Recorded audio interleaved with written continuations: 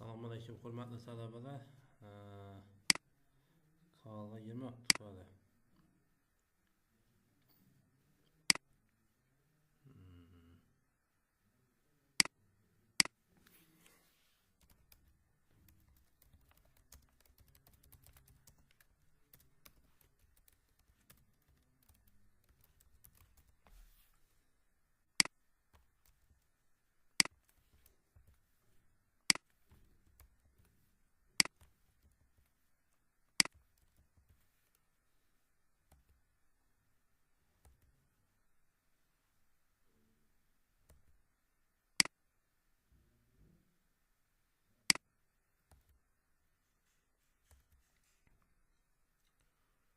Xo'sh, yaxshi.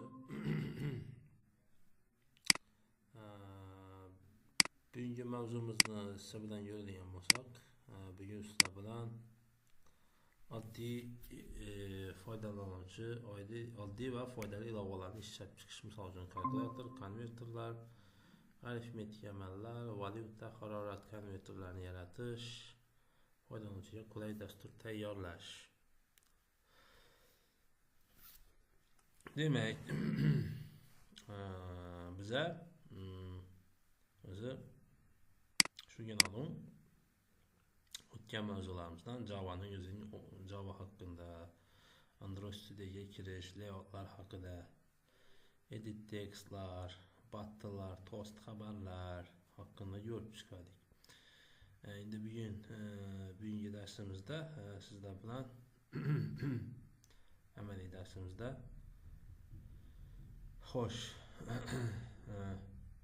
konverterlar yaratish, kalkulyator dasturi, valyuta va harorat konverterlarini yaratish haqida gaplashib o'tamiz. Xo'sh, darsimizni boshlagan vaqtimizda sizlarga umuman kalkulyatorni ichki dastur bilamizki, kalkulyator bu hisob-kitob qiluvchi dastur hisoblanadi, to'g'rimi? Demak, bizga hozir nima kerak bo'ladi? Bizga kerak bo'ladigan narsa bu bizani kiritilgan ifodamizni hisob-kitob qilib berish uchun kerak bo'ladigan dastur hisoblanadi. Misol uchun biza kalkulyatorda ifoda kiritgan vaqtimizda 5 ko'paytiruv 3 ko'paytiruv va hokazo shunday ifodalar bilan gezib ketamiz va natijani hisoblash deganni bosganimizda bizga natija chiqishi kerak bo'ladi. Endi shu yerda Androidda misol uchun quyidagicha ifodalar yozilgan vaqtida bizga natija chiqarish uchun qo'shimcha kutubxona kerak bo'ladi. Ovozim eshitib ma'qul?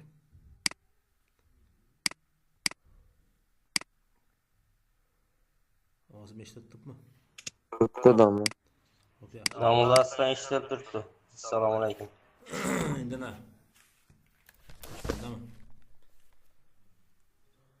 Xo'sh. Demak, bizga arifmetik amallarni hisoblash uchun kerak bo'ladigan qo'shimcha kutubxona kerak bo'ladi. Buning uchun biza build gradle qismidan quyidagi kutubxonani qo'shib olishimiz kerak bo'ladi. Şöyle göstergen kütüphaneni qo'shib olishimiz kerak bo'ladi. Buni gruppa tashlab qo'yaman. Shu narsani rasm olib. Demak, shu kütüphaneni tashlab qo'yishingiz kerak. Buni tashlagandan keyin tepada sinxronizatsiya knopkasi bor. Shu sinxronizatsiya knopkasini bosishimiz orqali bizga bu faylni yuklab oladi. Ana endi biza oddiy layoutlardan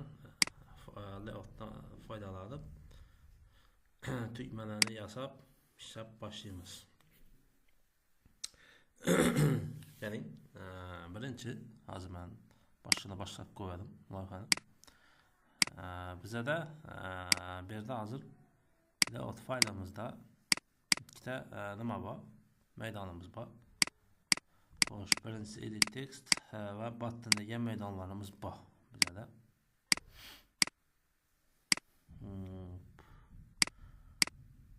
Xo'sh, konverter. Xo'sh, konverter ifodasına girsak, ayla bir tane ifoda chiqib turibdi. Hozir edit text va button qo'yib chiqdik. Endi misol uchun buni biza quyidagicha joylashtirib ketishimiz mumkin. Kimdir? Nav shoira nav deysiz. Assalomu alaykum domla. Ekran görsem mindir diye ekran koşmadınız mı? Qo'shmadim men. Aytmabsizlar buni. Ya battın deb tugmachalarni aytib turibsiz. O'zima görsem mindiribmi deb. Ha. Ko'rindimi ekran? Ko'rindimi? Demak, qarang. Sho'rlarni e'tibor etmanmi, o'zi so'rayman. Qarang, boshqadan tushuntirib beraman. Bizlar umuman kalkulyator deganda quyidagicha ko'rinish ko'zimizning oldina keladi, to'g'rimi? Masalan, shurda hisob kitob qiladigan ma'lumot kiritadigan maydoni hamda hisoblaydigan tugma kerak bo'ladi bizlarga. Bu hozir eng oddiy forma. Buni murakkablashtirsa ham bo'ladi. Hozir buni oddiy formasini ko'rsatib beraman. Murakkabroqini o'zingiz yasab olsangiz ham bo'ladi. Shundan gap chiqadi hammasi. Misol uchun forma yozgan vaqtlaringizda shöyle ma'lumot yozgan vaqtlaringizda kalkulyatorda ishlatib yozasiz. Masalan 5 ko'paytirib 3 6 qo'shib 9 deb ketaverasiz, to'g'rimi? Teng knopkasini bosadigan bo'lsa, sizlar natija chiqishi kerak bo'ladi.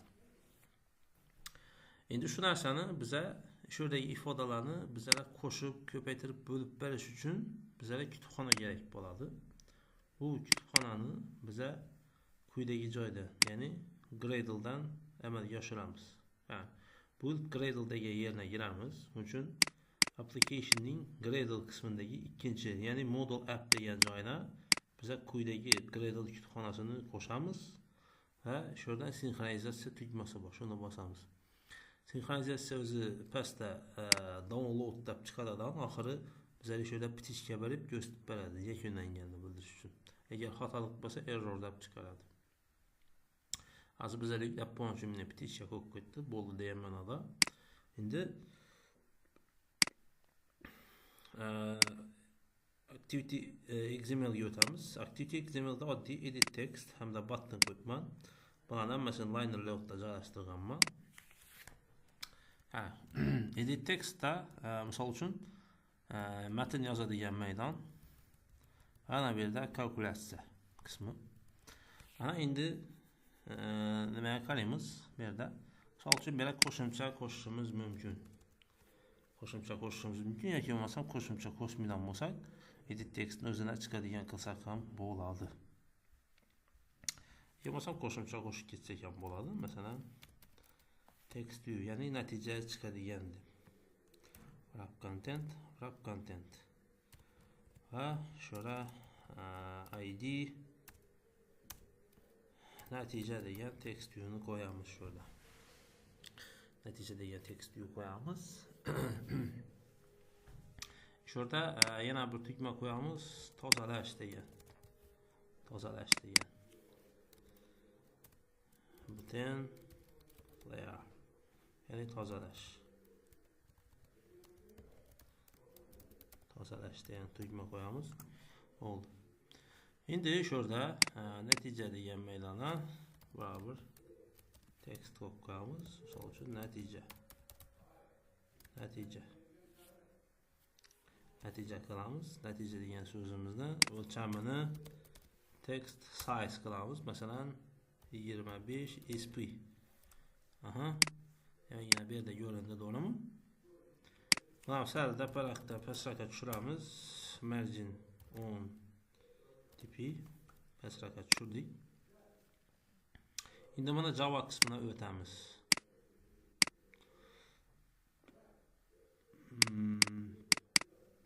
Java qismida edit text va buttonlarni quyidagicha obyektini yaratamiz. Ayni bu yerga qo'shimcha qo'shamiz. Misol uchun text view. Chunki bizlar bu text view natija ko'rsatadigan text ali. To'g'rimi? Endi biza chat chaqirib olardik shurda. Natija text deymiz. Ya'ni bu shatadi bu XML fayldan bizlar nimani chaqirib oladi? Bu text view'ning id'sini chaqirib oladi bizlar. Natija deganni bera yazamiz. Endi buni yozib oldik. Qara. O'zi bu ten calculate degani bu set on click listener. Ya'ni bu set on click listener degani tugma bosilganda bo'ladigan hodisa. Bu kodni e'tibor bermaydiramiz. Yozilmadi deb hisoblaymiz. Pasindagi kodni qara. Mashina yozib, qaysini qachon yozamiz, shuni ko'rsatib beramiz. New on click deb yozadigan bo'lsak, shunda o'zi yozib chiqaradi. New view.on click listener. Shuni ustidan mishka bilan bossak, bizlar kodni yozib beradi tayyor. Ana endi shunda yozishimiz mumkin string natija str deb qo'yamiz. Ya'ni bu narsalar nav. Natija str emas, buni nendimiz? Natijadamiz, misol uchun ifoda deb qo'yamiz. Ifoda. Va bu ifoda input expression, ya'ni mana bu poylarimiz bo'ladi-ku bizning shundagi. Masalan, bu yerda ma'lumot chiziladigan poylar. Masalan, shu ma'lumot chiziladigan poylarimizni id'si. O'zini id'sini bu yerda chaqiramiz va mana bu input expression shu maydonni obyekti hisoblanadi. Endi bunda get text deganimiz bu ichindagi matnni oladi va shuni toString qilib stringga o'tirib olamiz. Endi biz try catch ishlatamiz. Try catch. Try catch degan nima o'zi? Try catch Java'da o'tgan qarang. Java'da o'tdizam try catchlarni. Try catch degani bu xatoliklarni tutib olish. Shuni bilmasangiz yaxshilab o'rganib qo'yasizlar. Exception. Menimcha o'tgan bo'lsam kerak bu narsani sizlarga.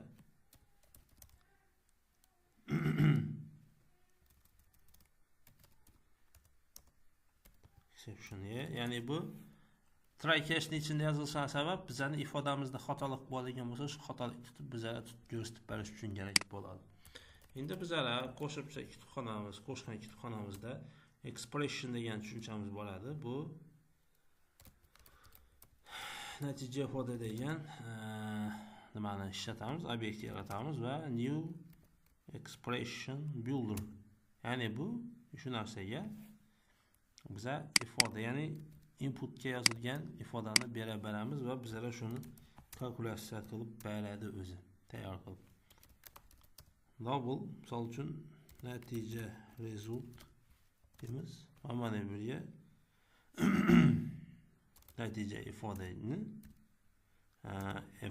evaluate degan narsasi bor. Ya'ni bu hisoblab beradi bizlarga shunda. Double qiymatda qaytaradi shuni. Endi bera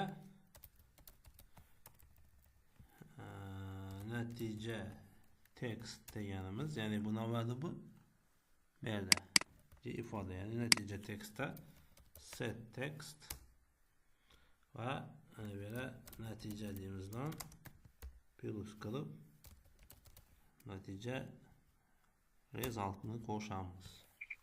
Agar xatolik bo'ladigan bo'lsa, yana bu yerda yozamiz, ya'ni nima? Xatolikni. Shurda ex, ya'ni xatolikni ko'rsatadi va nokta get message, ya'ni xatolikning natijasini ko'rsatadi bizlarga. Nima xato ekanini, xato bo'ladigan bo'lsa. O'chirib tashiman.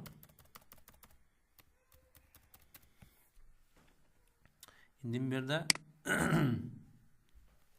ishlatib beramiz boshdan.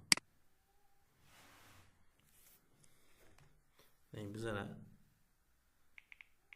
ifodani yozishimiz mumkin hozir. Ishga tushib bo'lsin.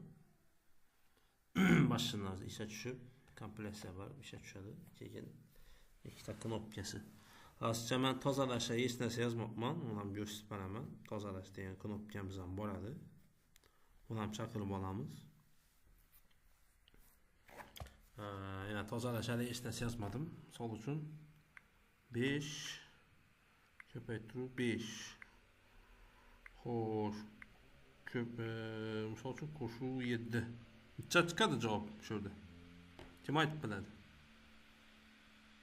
Hisoblashda bosmay turaman. Javobcha chiqishi kerak. Alo. Eslatib turmayapman.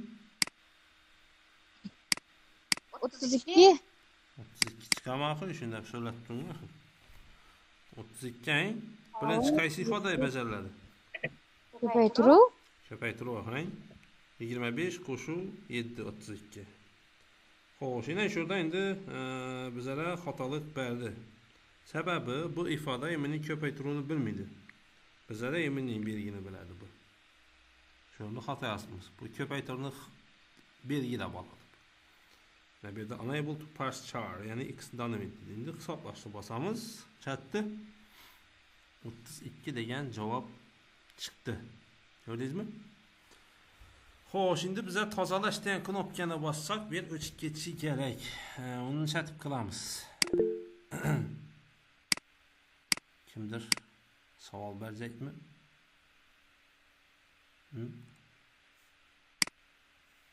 Hech kimda savol yo'qmi? Savollaringiz bo'lsa bering. Keyin natija tekstni ham, set tekstini bo'sh qilib beramiz. Ikkisi ham bo'sh, bo'sh bo'lib ketadi tozalashni bosgan vaqtimizda.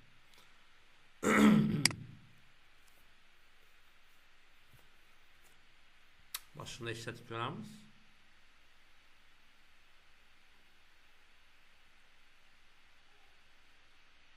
Masalan, buna yozdik. Iloji bo'lsa ifoda yozamiz. 5 qo'shuv 6. Hisoblash natija chiqdi. Tozalashni bossam yana o'chdi hammasi. Shurda natijada qo'yib qo'ygan bo'lsak, ham o'zi chiqaveradi. Shurda. Natijadan teksti chiqib turaveradi pastda. Zamlar qarang, telefoningizni Google account bilan kompyuterlik ulangani uchun telefoningizda amal bajarib, bizlar kompyuterda ko'rinib turibsizmi? Ha?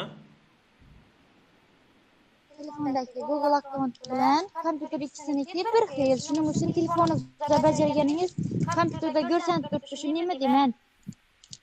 Ha, yo'q, mana men kompyuterimga bu Android Studio'da Hektar qoldi.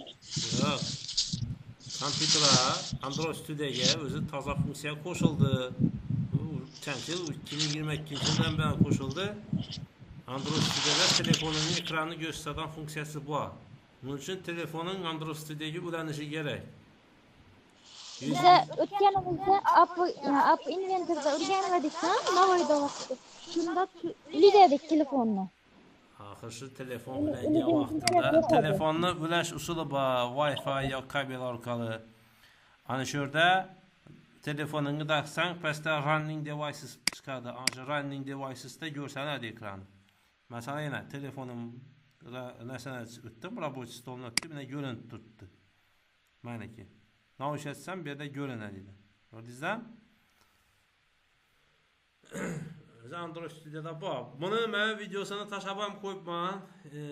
Inanam o'rganinglar dedim. O'zi boshda disha telefonni taqish Android Studio'ga shuni bir ko'rib chiqinglar dedim. Ne ko'rib chiqdingizmi yo'qmi bilmayman. Kabel bilan taqsa bo'ladi telefonni. Yoki bo'lmasam Wi-Fi orqali taqsa bo'ladi. Wi-Fi orqali taqishimiz uchun bizning telefonimizning Android versiyasi 12 va undan yuqori bo'lishi kerak. Buning uchun biza settings'ga kiramiz telefonimizni va shu yerda developer options degan yeri bor. Shu ochiq turishi kerak. Ana shu agar bo'lmaydigan bo'lsa, ko'pchilikda bo'lmaydi bu. Buni yaratish kerak. Yaratish uchun about phone deganga kiramiz. Shu yerga kirganimizdan keyin legal information vermadi hozir. Status information adı o'xshaydi. Status information shu yerda serial number emasadi. Xo'p. Yo'q, software information adı, uzr. Software information bir yerda menyuda ko'p bana o'zim ham chiqdi. Software information'da build number degan yeri bor. Shuni 3 marta bosamiz. O'zi shu yerda xabar chiqaradi. 1 2 3 deydidan yaratildi dedi. Hozir menda kerakmidi yaratish dedi. Developer mode o'zi allaqachon senda yaratib bo'lingan dedi, yaqilgan dedi. Yana pastda. Endi shuni ichine giradigan bo'lsak, pastda USB debugging'den var, keyin wireless debugging'den var. Bu Android 12'den yukarı versiyalarda bo'ladı, wireless debugging. Android 12'den past versiyalarda USB debugging bo'ladı. USB debugging'de yana bu kabel bilan taqib ishlatasan degani, wireless debugging'de yana kompyuterin va telefonun bir xil Wi-Fi'da turishi kerakdi yani. Bir Wi-Fi'ga taqilib tursa, ana shunda shu wireless debugging'da pair with device with QR code deyiladi bu. Shuni bosagan bo'lsang, senda QR kodda skaner etib oladi. Noni skaner etadi degan savol bo'ldi. Noni skaner etadi biladan bo'lsak, bizda ayna depada qurilmalarni ro'yxati yoki qurilmalarni taqadan yeri bor. Ana shu yerda pair devices using Wi-Fi degan joyi bor. Ana shu birdagi QR kodni shu orqali skaner etamiz, natijada bizning telefonimiz Android studiyaga ulanadi shuning holatda. Simsiz taqib ko'pman azaman bu yerda bir Wi-Fi'da bo'lgani uchun shu usulda. Shundaysan, lekin bu usulda taqilish sal qiyinroq bo'ladi. Ko'pincha Wi-Fi'da kamchiliklar bor, baribir ulanmay qolish ehtimoli bor. Shuning uchun eng ishonchli yo'li bu kabel orqali taqish. O'zingiz aytgan kabelini taqasan USB portini. Shunda ko'radi sen. Tushunarlimi? Endi tozalash qismini bosdik. Endi biza dasturga qo'shimcha imkoniyat qo'shishimiz mumkin. Nishatib qilamiz. Misol uchun bu yerga knopkalarni qo'yib chiqishimiz mumkin. Qo'shimcha knopkalar plus, minus, ko'paytiruv, bo'luv va hokazo shularni qo'yib chiqishimiz mumkin. Misol uchun shu yerda hozir knopkalarni o'zgartiramiz. Masalan bu yerga edit textni hozir gravity degan tushunchasi bu o'rtada qo'yadi bu. O'rtada qo'yish shart emas. Xo'sh, yana bu yerda gravity'sini ham o'chiramiz. O'rtada turish shart emas. Yana bu yerda endi nima qilamiz? Qani. Liner layout yozaman yana. Liner layout width and match parent. Wrap content qilamiz. Buni ichine tugmalarni yozamiz. Qani. Xo'sh, bu yerda orientation'ni horizontal qo'ysak, knopkalar yonma-yon chiqadi bizga. Nega yozamiz? Button, wrap content. Nega yozishimiz mumkin? ID plus button deymiz va bunga tekstini plus ifodasi qo'yamiz. De yana bir button qo'yamiz. Bunga minus ifodasini beramiz. Minus. Bunga font text size bersak bo'ladi. Misol uchun 20 sp. Sal yo'nidan bo'lib turadi. Yana bir minus button deymiz. Minus button font size 20.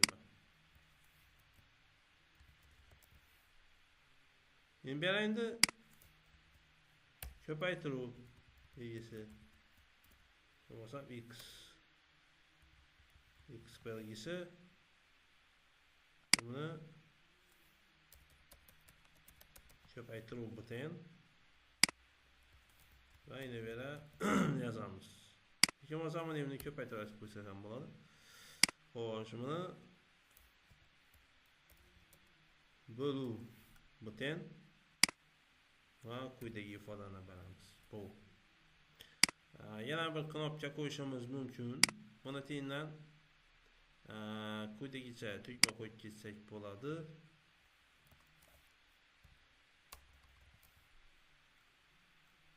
Xo'sh, birini natija button, birini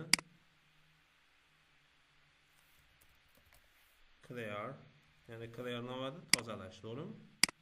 Buna ne verishimiz mumkin? Quyidagi s ni, ya'ni clear degan belgisi bo'ladi-ku. Shuni beramiz. Ikkitasi shart emas bu. Libera natijani belgisi, teng belgisini qo'yib qo'yamiz. Ya'ni bu natijani chiqarib beradi bizga. Men bu yerda hozir oddiy qilib yaratyapman. Edit text view wrap content. Xo'sh. Margin top, so'lchi 20 dp. Text size so'lchi 25 sp deymiz. Tekstimiz natija degani ko'p qo'yamiz shu. Natija 0 deb qo'yamiz bo'ldi. Bular ID beramiz. ID misol uchun natija txt. Mana clear button, ana bu tozalash natija button. Xo'sh, bo'ldi. Endi buni chaqirib olishimiz kerak. Nima chaqiramiz degan savol. Buttonda plus, minus, ko'paytiruv bo'luv deymiz va natija hamda clear deymiz, tozalash. Natija text, bu narsalar shart emas. Endi bu input expression o'zi bilan durarsin. Endi bu yerga yozib ketamiz. Xo'sh. Input expression, buni uchun input expression demen turib ifoda kiritish deb qo'yamiz. Ifoda kiritish. Misol uchun, mana shuni natija txt deb olmoqchi. Txt. Endi bu yerga yozamiz plus find view by id r.id plus button. Bizda nima bo'ladi? Minus bo'ladi.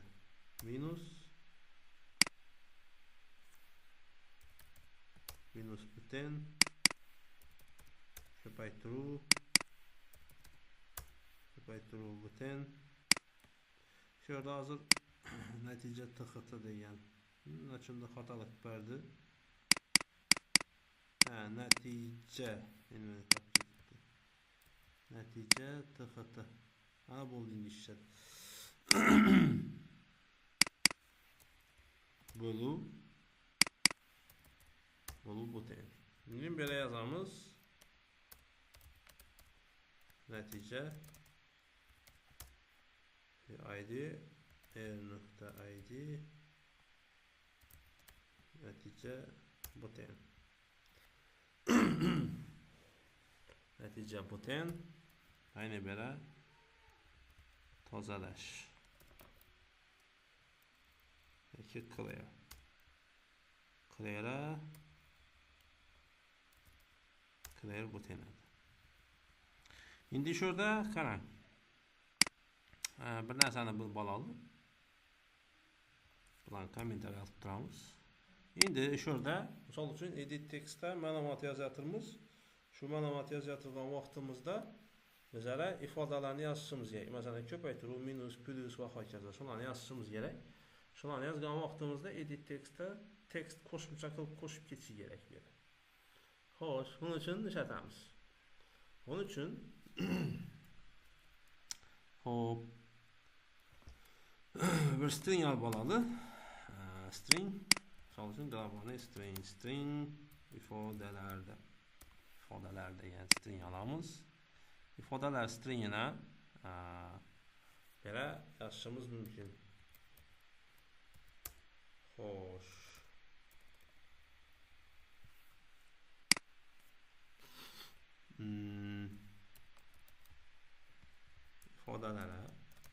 Ifodalar kiritish deganni get textini berib olamiz. Get text to string. Xo'sh, endi shu yerda misol uchun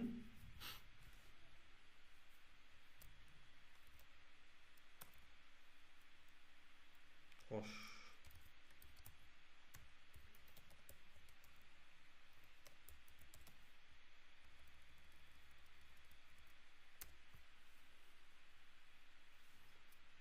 birinchi o'zi minus pluslarni bosilishini ko'ramiz. Plus tugma bosilganda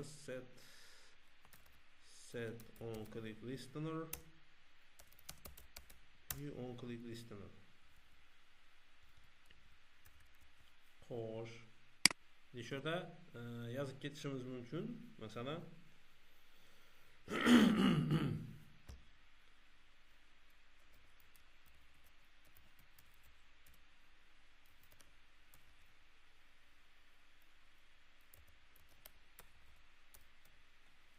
ifodalarda yana biza nima yozamiz?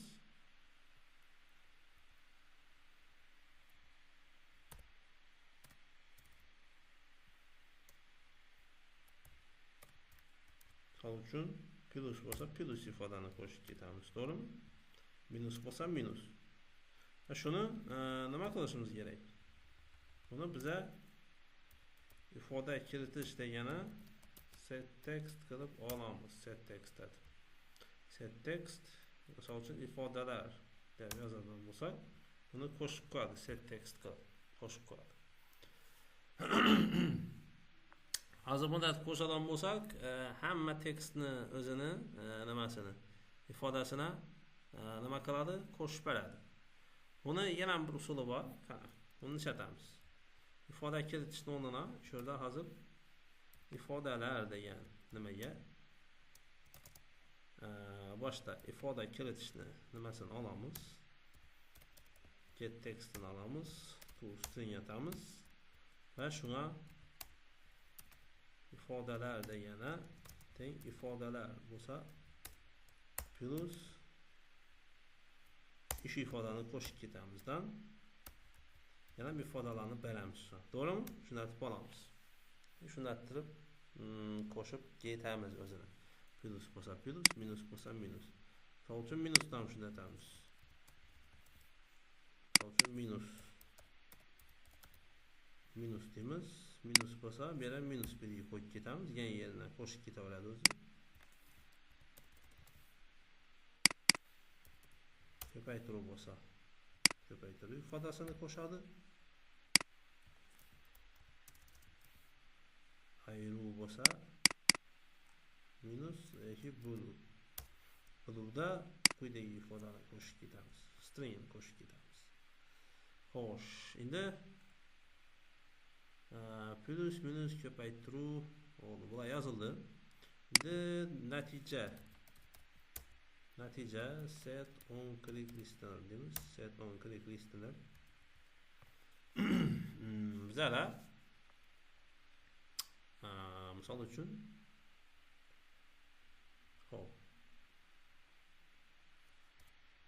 new on click listener deb yozamiz. New on click listener va shu yerda yozgan ifodamiz bor. String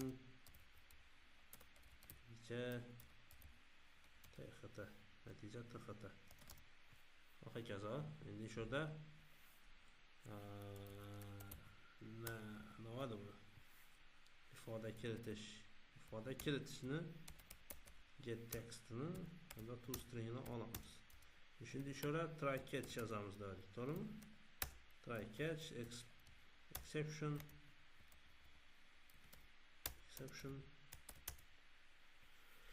Xo'sh, endi shu yerda yozamiz expression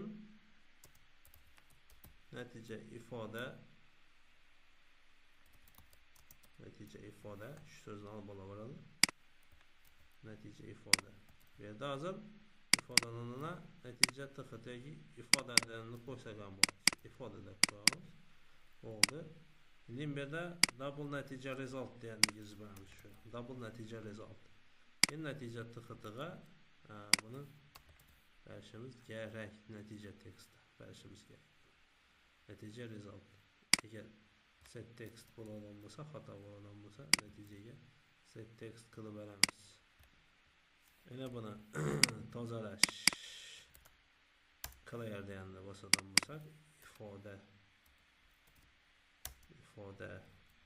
kiritishadi, to'g'rimi? Ifoda kiritishda quyidagi amal bajariladi. Xo'sh, buni endi ishlatib ko'ramiz.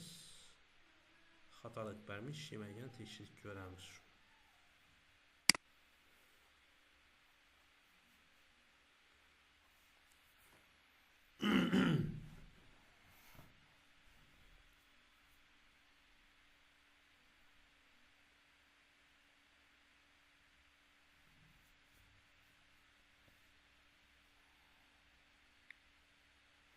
5 qo'shuvni o'rnini mana bosamiz. Yana 5 qo'shuv 6 ko'paytiruv 60.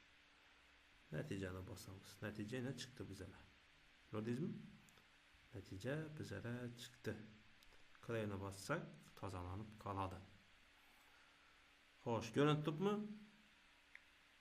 56 ko'paytiruv 389. Tey.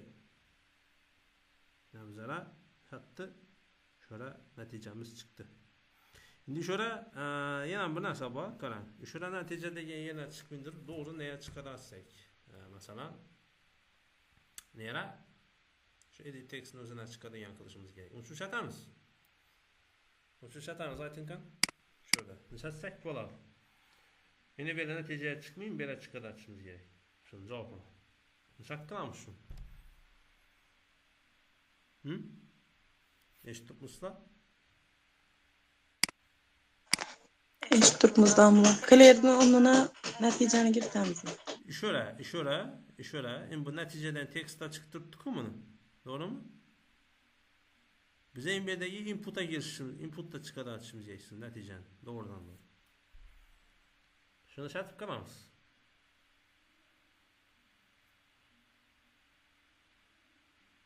Boshundan natijani boshundan kiritib kelamizmi? Natijani boshundan kiritib kelamizmi? Yo'q, Hozir set text, get text degan funksiyalardan foydalanib qaysini shuni set atamiz deymiz. Aytinglar. ifodani kiritib. Qaysini adını? Mana shu narsaga shuni set atamiz. Shunda bizlar natija shunda chiqadi deb aytinglar. Masalan, bu yerda biza ifoda kirish istadik ishurni. Inputni, edit textni ifoda kirish degan obyektni oldik. Ba'zi plus minus ko'paytiruv bo'lgan knopkalar. Bu natija, ya'ni bu tozalash degan knopka. Bu natija text degan joy. Natijamiz shu yerga chiqdi, to'g'rimi? Hozir biz o'sha natija tekstda chiqmayin javob, edit textni o'zida chiqadi o'rnatchaymiz. Shartib qilamiz shuni. Kimda fikr bildiradi?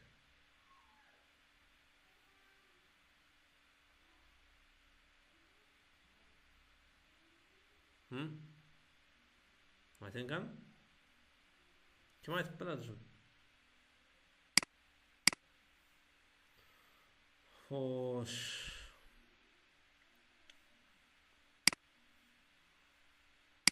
Hech kimda javob yo'q-ku.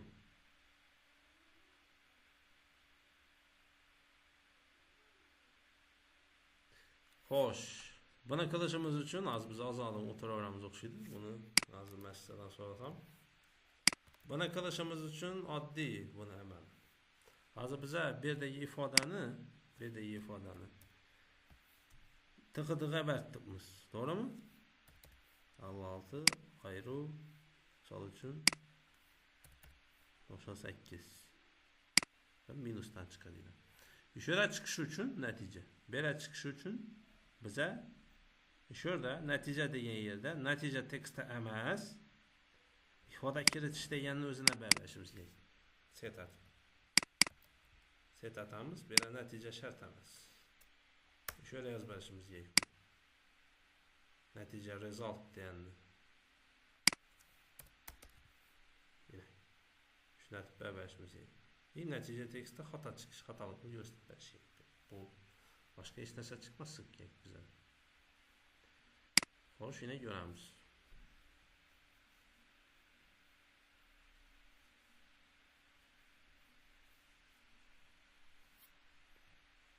Misol uchun 89 ayrı 98 yakın olsam 25 köpeytip 9. Bassak yine şöyle çıktı netice. Gördünüz mü? Netice şöyle özüne çıktı. Krayonu bassam tazalanıp gidelim. Mana bizlere adli kalkülatör nişat yasaladı. Şunu bilip alatırımız. Doğru mu? Şu kalkülatör şu usulda yasaladı eken. Xo'sh. Buni tushungan bo'lsangizlar, endi sizlarga uyga vazifa bo'ladi. Valyuta konverteri hamda Ob-havo konverter degan narsa. Uni tushuntirib beraman nima ekanini. Valyuta konverteri nima bu? Misol uchun biza yoqadigan narsadan, to'g'rimi? Dollarni so'mga, so'mni dollarga o'xshatish degan narsa yoqadimi? Dollarni so'mga, so'mni dollarga. Eshitibmizsa? Salomdamilar. Xo'sh. Misol uchun hozir 1 dollarni bahosicha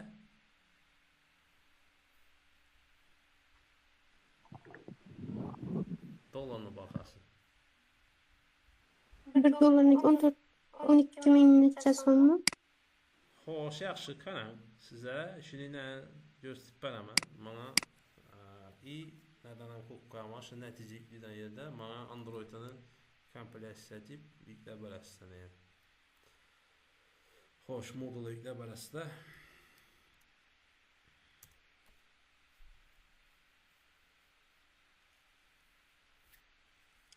Misol uchun chizib ko'rsatib beraman. Bizada ikkita maydon bo'lishi mumkin. Bu so'm chiziladigan maydon. Bu yerda Android interfeysini tushuntirib saqlang. Bu dollar kiritiladigan maydon. Xo'sh, misol uchun biza o'sha yerda bir tugma qo'yishimiz kerak.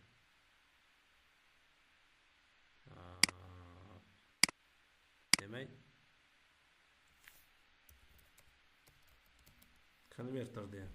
konverterda ham tugma turadi. Soma misol uchun 12 ming deb kirsam, konverterni bossam, bera 1 deb tushishi kerak.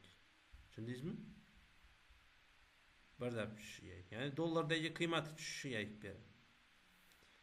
Bera 10 deb turib konverterni bossam, bera chadab tushishi kerak. 120 ming. 120 ming deb tushishi kerak. To'g'rimi? Xo'sh, shuni shatib qilamiz.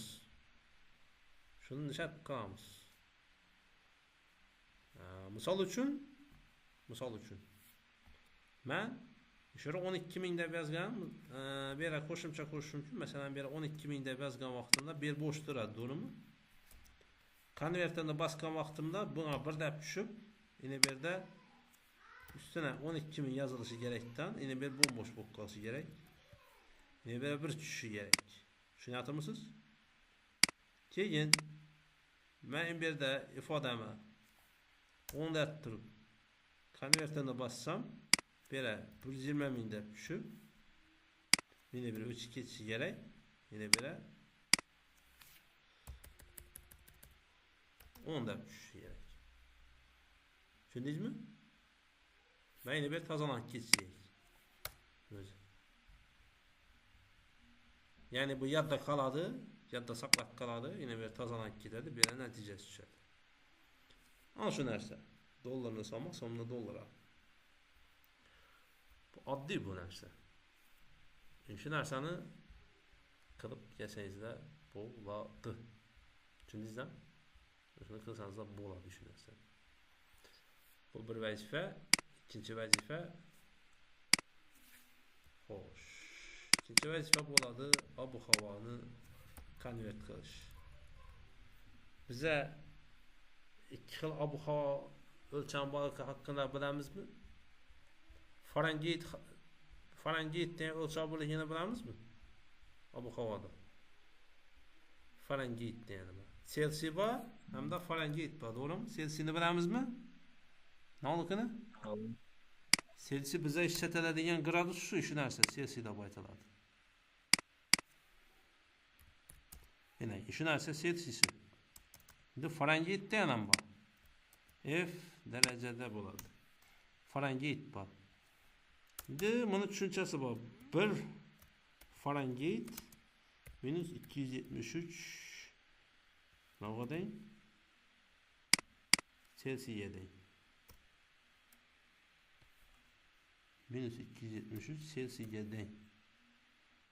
Xo'sh, bularning hammasi darajada yozilib ketdi. Uchun 1 f darajada 0 teng minus 273. Menimcha adashmasam shunday ya plus ya minus yodimdan chiqdi shu narsa. Mana. Hozir internetdan qarab boshlagan bo'ladi. Uchun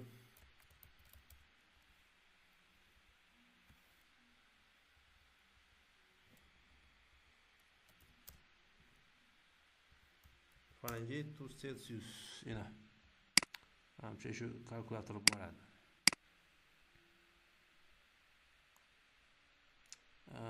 Misol uchun aynan shuning formula yasasam bo'ladi, lekin bunda qilishlar ziyatdan sizlar misol uchun 1 Fahrenheitimiz working ishlatirdi 1 Fahrenheit minus 17 gradus ekan. Yine buni formulasi. Fahrenheit yine minus 17 ekan, adashib 270 da. Yana bir narsa bo'ladi. 17 gradusda bo'lsa ham bo'ladi. Minus 17 ekan, bunda formulasi ham bor. Shuni aytib ishlaversangiz ham bo'ladi. Celsiyni Fahrenheitga o'tirish formulasi bunda. Konverter Fahrenheitda Celsiyni Fahrenheitni Celsiyaga o'tirish. Da Celsiyni Fahrenheitga o'tirish, Celsiyni Fahrenheitga o'tirishni Fahrenheitni Celsiyaga o'tirish teskarisi bo'ladi. To'g'rimi? Uni tushunamiz. Celsiyni Fahrenheitga o'tirish uchun 1.8 ga ko'paytiramiz va 32 ni qo'shamiz. Shu teskarisi bo'ladi. Celsiyni 1.8 ga ko'paytirib 32 ni qo'shamiz. Undan Fahrenheit kelib chiqadi bizga. Xo'sh, men tashakkur qilaman gruppaga. Menga shu ikkita dasturni ishlab, tashlab berasizda. Modullar. Tushunardim? Buni ishlashingiz kerak bo'ladi. Savollaringiz bo'lsa bering. Savollar bormi? Modulda açık turibmi Jalido yer domla? Ochaman hozir. Bu qiyin emas bu aslida. Ishlab bersangiz bo'ldi lekin. Ishlab tashlasangiz bo'ldi. Men modulda ishi degan narsani joylashtirish ochaman qismi qiyin emas, sani ishlashingizni bilmadim. Maqsad bo'lsa tashabang. Tez bajarib bersangiz ham o'zi 10 soat, lekin bajarib bersangiz deyman-da. Hamma tip biladimi? Damla числа qo'yasizmi? Muddati bilan. Chisa qo'yaman. Keyingi haftada. Damla hozir ko'rsatganingiz tayyor nelerden foydalansa bo'lamidi? O'zi tayyor ekan-ku. No tayyor. Yo'q, Play Marketdan skachatib olishni attam yo'qmi sizga? Men bu kodni Yo'q. Kodini yozib Şu formulaları neler hazır ko'rsatganlaringiz bor. Aplikasiya bilan bircha narsani tashlab berasiz. Proyektingizni ziplangan faylini, kodlarni ko'rib chiqishim kerak.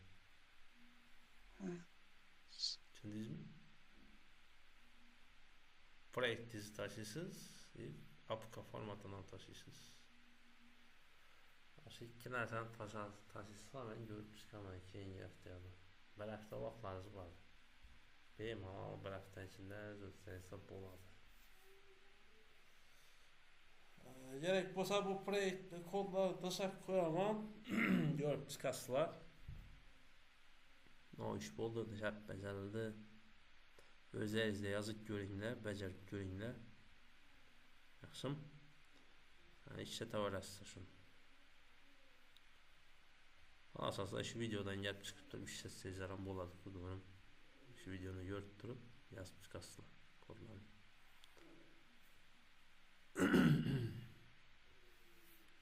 Bo'lmasam savollaringiz bo'lmasa chiqamiz. Savollaringiz bo'lsa bering. İşteme. Hech kim indamadi, savol yo'q o'xshaydi.